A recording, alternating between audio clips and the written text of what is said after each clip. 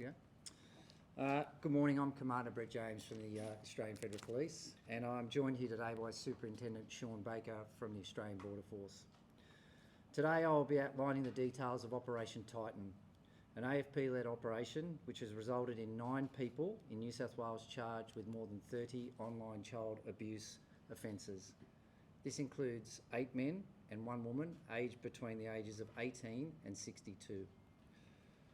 For the past 2 weeks, the AFP, with the assistance of the Australian Border Force and the New South Wales Police Force, have executed 15 search warrants across Sydney and beyond. The accused face charges such as possessing and soliciting child abuse material and engaging in indecent communications with minors. If convicted, some of these offences carry more than 20 years imprisonment. More than 50 electronic devices have been seized by police and they will be subject to further forensic examination. And none of the individuals that have been charged currently hold employment positions with access to children. I'll give you a snapshot of some of the alleged offending. One man from the Central Coast is alleged to have paid for live online child sexual abuse involving minors offshore on 3 occasions. Another from Sylvania allegedly posed as a female and engaged in online sexualised conversations with minors and received sexually explicit content. And a woman from Western Sydney allegedly uploaded 14 files containing child abuse material to a social media platform.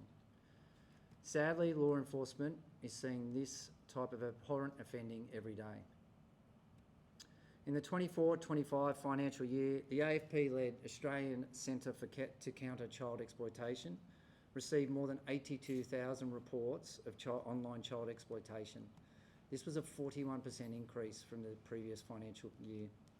These numbers are confronting, but they drive home why we need a community and a law enforcement response. We need to be connected. I strongly encourage parents and carers to have regular conversations with their children about their online safety, and the earlier that happens, the better. There are key questions to ask. Who are your children interacting with? What privacy settings are enabled on their devices? And what information are they publishing online? These conversations may be uncomfortable, but they are more important than ever. If you're unsure where to begin on these conversations, please visit www.ACCCE.gov.au. There are resources there where you can find tip sheets and tips on how to talk to your children about and how to start the conversation with them. To the predators who think they can hide behind their screens, if you exploit our children, please expect a knock on your door from the AFP or our law enforcement partners. Everyone online is traceable and we will find you. To the more than 140 members from the AFP, the New South Wales Police Force and the Australian Border Force that engaged on this operation, thank you for the work that you do daily, and thank you for the work that you've done to protect our communities most vulnerable. I'll now hand over to Superintendent Sean Baker from the Australian Border Force. Good morning. My name is Superintendent Sean Baker. I'm from the Australian Border Force, and I'm in charge of the Investigations Branch for New South Wales and the ACT. This National Child Protection Week, the Australian Border Force has partnered with the Australian Federal Police to assist in a number of search warrants that were executed in New South Wales relating to child exploitation. The ABF also utilised this as an opportunity to prioritise a number of investigations relating to the importation of childlike sex dolls into Australia. This also included a search warrant in regards to an importation of a childlike sex doll earlier in the month and resulted in a search warrant in New South Wales. That matter is still under investigation and ongoing. The ABF has a zero tolerance approach to child exploitation material, and the Australian Border Force will utilise all available powers at our disposal to combat child exploitation. This kind of material has absolutely no place in Australian society, and our officers are always on the lookout for these items at our borders and airports to ensure that they are seized and do not enter the Australian community. This year's theme for National Child Protection Week is shifting conversation to action. Each and every day across the country, Australian Border Force officers are in our air and seaports on the lookout for child abuse material that is located on passengers' mobile phones and electronic devices, in our mail and cargo facilities, looking for items of child abuse material and childlike sex dolls. In the last financial year, the Australian Border Force seized 47 childlike sex dolls that were attempted to be imported into the country. These items are grotesque and offensive, and they have absolutely no place in society. The ABF will continue to seize and investigate these matters and work with our partner agencies to combat child exploitation. Our message is simple. If you choose to possess these goods, if you choose to import them into the country, please be assured that the Australian Border Force, along with our partner agencies, the Australian Federal Police and State and Territory Police Forces, will hold you accountable for your actions. The ABF works hand in glove with the AFP and State and Territory Police Forces to combat these crime types, and will use all available powers to protect the most vulnerable people in our society, our children. Thank you. Questions? Why has there been an increase, do you think, compared to the last financial year? Are you referring to the reports into the ACCCE, the ACE, sorry? I think it's a number of things. I think there's a collective effort across communities, both here in Australia but also offshore, in the fight against child exploitation. I think the key thing too is we're seeing more on social media platforms, and they are being detected and being reported into the ACE, internationally. So that's the rise. I guess it's a lot of wheels in motion, both law enforcement but also regulatory, and also part of the community as well that's having the right conversations. Other than conversations, I guess, from the parents' perspective, what else can they do to help? I think from a parent's perspective, the first thing, the key piece is to have those conversations, to start it and make it a normal part of everyday interaction with your child. And then be alert.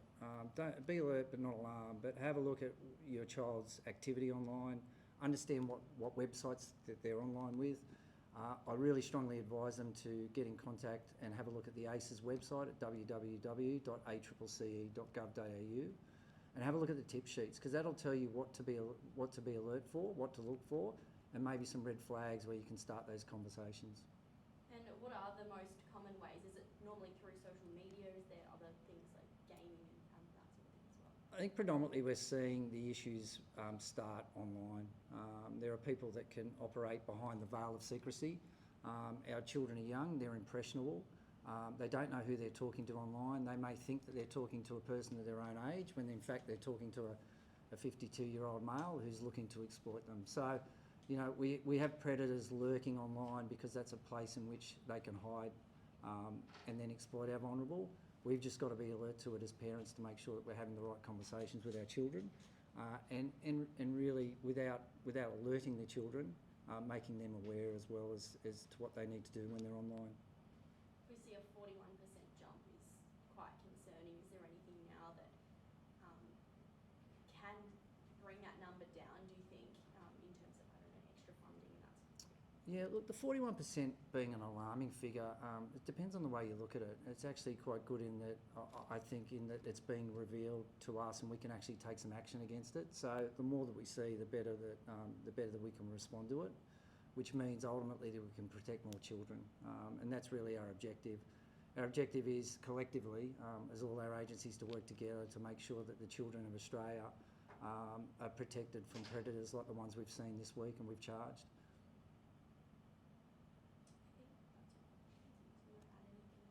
Did you want to add it? No. Yep. There was a mother at court on Friday asking about the AFP's response to a matter that was there. It was a child protection matter. Do you have anything to say to that mother? Yeah, I've seen that, completely aware of it. I do need to tread carefully when I answer this question because there is a non-publication order on with the courts. But I do acknowledge the stress and the discomfort that mother is feeling, and I acknowledge that. And obviously, we want to work with all members of the community in relation to matters like this. So what I would strongly advise, is for any parents that have any concerns about that particular matter, we have an email address set up, op-moonby, MOONBI, at afp.gov.au. We have officers there that will respond to your emails and get in contact with you. We are in the process of identifying that particular mother and having a conversation with her. It's a difficult, challenging situation. It is stressful for all involved. As a law enforcement agency that's really focused on bringing these predators to justice, we need to tread carefully in relation to not only the collection of evidence, but making sure that we have sufficient, it's presented appropriately in the courts. So we'll work with the community. And the important thing is when we do have a conversation with parents in the event their child may be a victim, it's not just about the AFP having a conversation with them. We want to have it with health bodies, education bodies, and we want to have a collective conversation with them to ensure that their children and the families are supported. So it does take some time to set that up. Anything further? Sorry, can I just ask another one? The 9 people that you've arrested, were the parents notified of these offences? Those inquiries are ongoing. So if we need to identify parents, there's no victims at this stage that we've identified. Obviously, there are 3 children that we'll allege are overseas and were subject to some online conversations. We have a great international network in the AFP. We're engaging with our international partners. We do take the fight offshore in relation to child exploitation. In relation to that particular matter in particular, we're already talking to the Philippines law enforcement authorities, and we will act in relation to that.